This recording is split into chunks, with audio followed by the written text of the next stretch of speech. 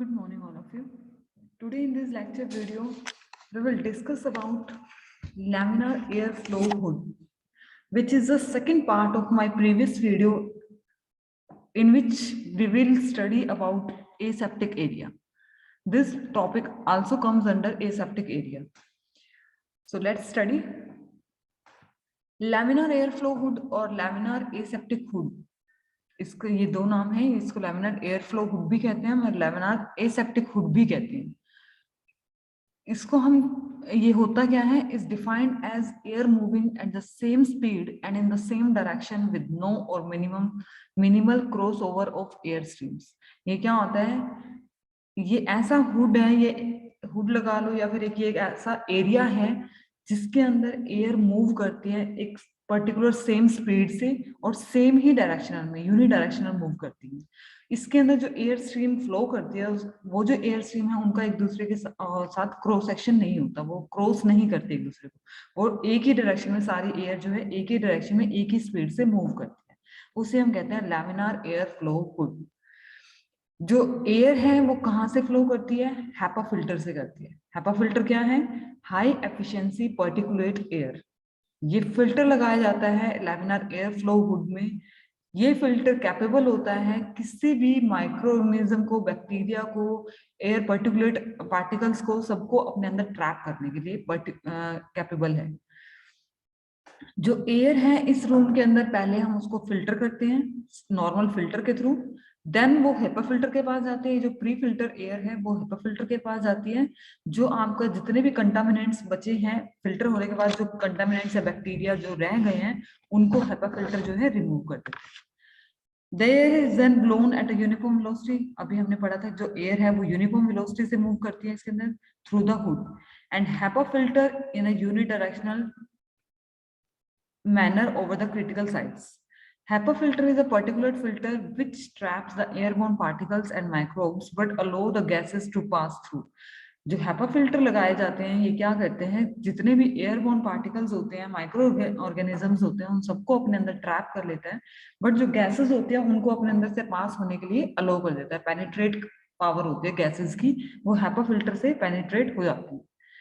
Gases जैसे कि हम नाइट्रोजन, सपोज नाइट्रोजन पास कर रहे हैं उससे, तो वो जो है इजिली पास आउट हो जाती है। This is the diagram of laminar air flow hood. Laminar जो एयर फ्लो हुड है वो दो तरह का होता है, two type, it is of two type. First one is horizontal laminar flow and second one is vertical laminar flow hood.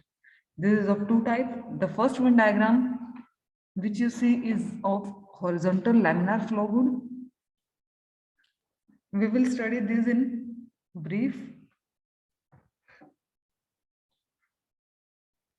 HEPA filter should be fitted either at or near to the clean room inlet.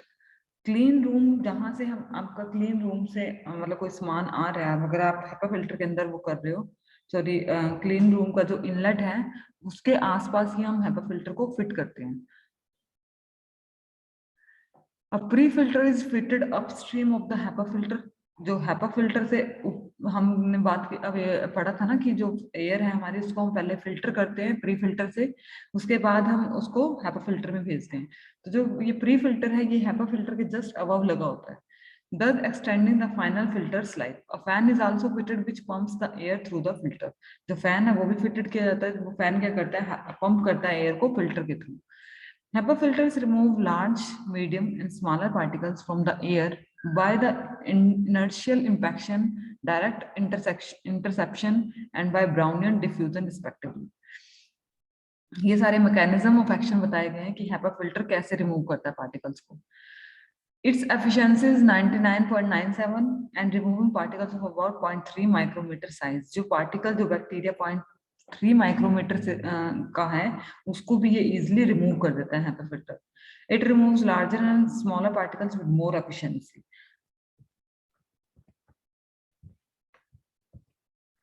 Types हमने पढ़े, दो तरह के होते हैं हमारे laminar air flow hood. First one is horizontal air flow hood and second one is vertical. Firstly we will study horizontal air flow hood. These hoods sweep the filtered air from the back to the front of the hood. ये कहाँ से करती है, पहले filter लगा हुआ है, उसके बाद हैपा फिल्टर लगा हुआ है। पहले फिल्टर से एयर जो है आएगी, वो हैपा फिल्टर पे जाएगी, बैक टू फ्रंट जाती है, मतलब जहां पे आपका वर्किंग एरिया है वहां पर पीछे से आती है वो। An electrical blower draws the contaminated room air using a pre-filter to remove gross contamination. जो एक ब्लोवर लगाया है इसके अंदर, इस हुड के अंदर एक ब्लोवर लगाया गया है। उस ब्लोवर का काम क्या है, वो जो रूम की एयर है, जो कंटामिनेटेड एयर है, जिसके अंदर पार्टिकल्स हैं, माइक्रोब्स प्रेजेंट हैं, उनको प्री फिल्टर के पास भेजती है ताकि जितने भी पार्टिकल्स वगैरह है वो उसको रिमूव कर सके। The pre filter demands timely cleanness and replacement. जो प्री फिल्टर है उसको टाइम टाइम पे आपको क्लीन करना पड़ता है और उसको रिप्लेस भी करना पड़ता है। इसके एक लाइफ पीरियड होता है कि इतने ही लाइफ पीरियड तक ये वर्किंग रहेगा, उसके बाद इसमें की जो फंक्शनिंग है वो कम हो जाएगी।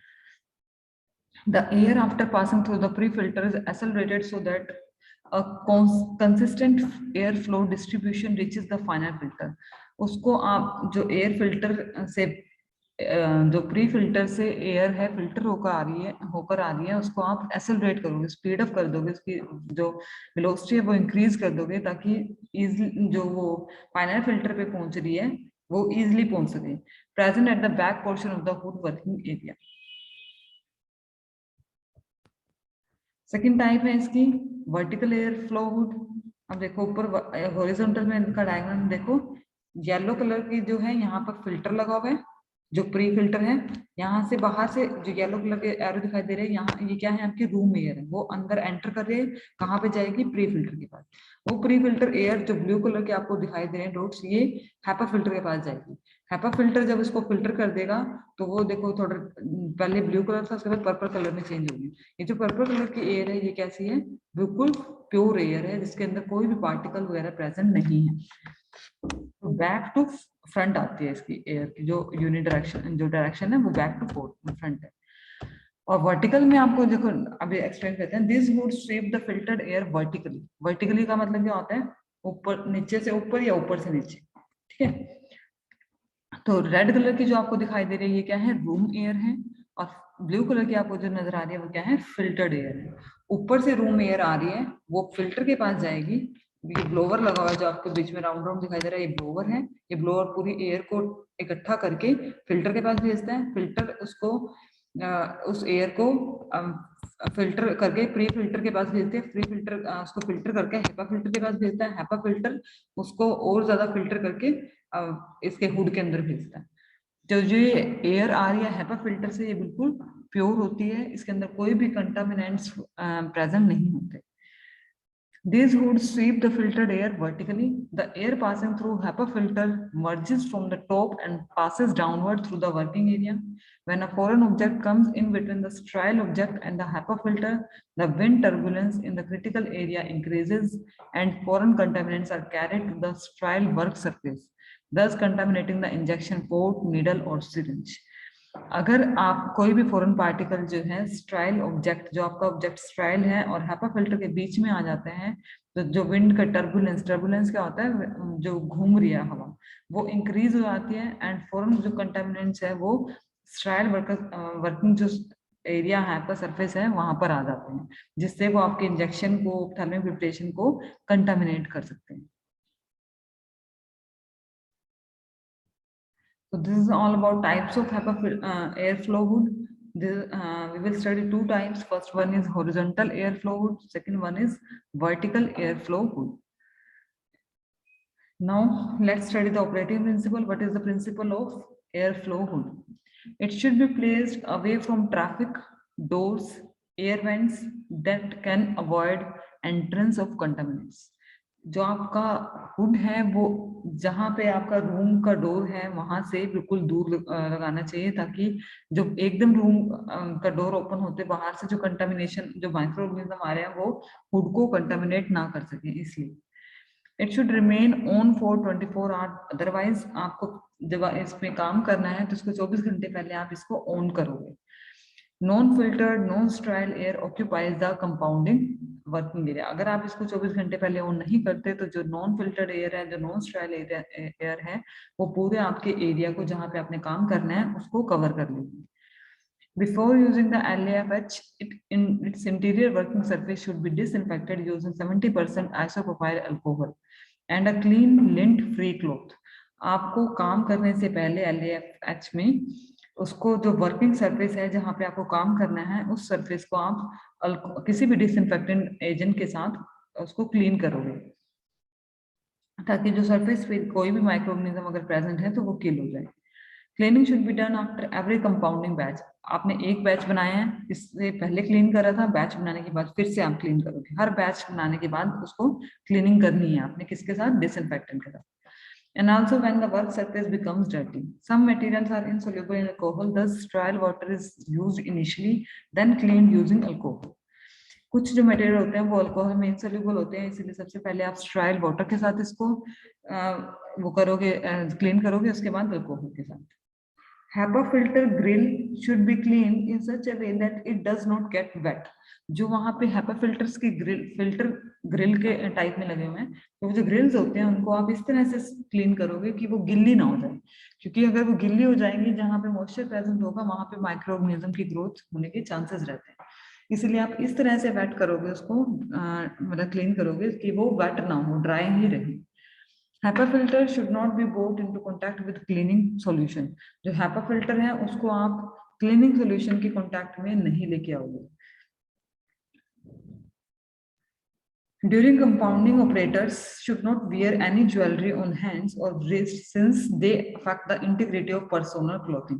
जिस टाइम पे आप काम कर रहे हो उस टाइम पे जो ऑपरेटर है, वहां पे काम करने वाला बंदा है, वो क्या करेगा? कोई भी ज्वेलरी नहीं डालेगा या फिर वॉच या रिस्ट कुछ भी नहीं डालेगा हाथ में, जिससे कि आपके कंटेमिनेशन के चांसेस इंक्रीज हो। The operator should minimize talking and should cuff away from the compounding area. वहां पर बातचीत करना बिल्कुल मना है। अगर दो ऑपरेटर काम करें तो वो एक दूसरे से बात नहीं करेंगे। मोस्टली तो इशारों में बात करते हैं कि आप ये पकड़ा दो, वो पकड़ा दो। जो इक्विपमेंट अगर वो लेने एक दूसरे से या वर्क करना है तो बात नहीं करनी है आपने, और अगर किसी को कफ है तो वो दूर जाकर ही कफ करेगा। The operator should avoid or reduce the unnecessary movement and smoking, eating. वहाँ पे unnecessary movement नहीं होने चाहिए कि आप बार बार फालतू में चक्कर काट रहे हो, ऐसा नहीं होना चाहिए। Smoking, eating, gum chewing, drinking, ये सब वहाँ पे strictly prohibited होते हैं। Prohibited का मतलब बैन होते हैं। The aseptic procedure should be carried out in 6 inches away from the sides and front edge of the hood to prevent contamination. जो aseptic procedure जो आप काम कर रहे हो वो जो साइड्स हैं, जो आपके सपोज वॉल है, उस वॉल से 6 इंच दूर आप काम करो, क्योंकि मे बी आपकी जो वॉल है वो कंटामिनेट हो तो उसके जो माइक्रो ऑर्गेनिज्म है वो वहां एंटर ना करें, इसलिए आप 6 इंच छोड़कर एरिया तब वहां पे ऑपरेशन काम करोगे अपना।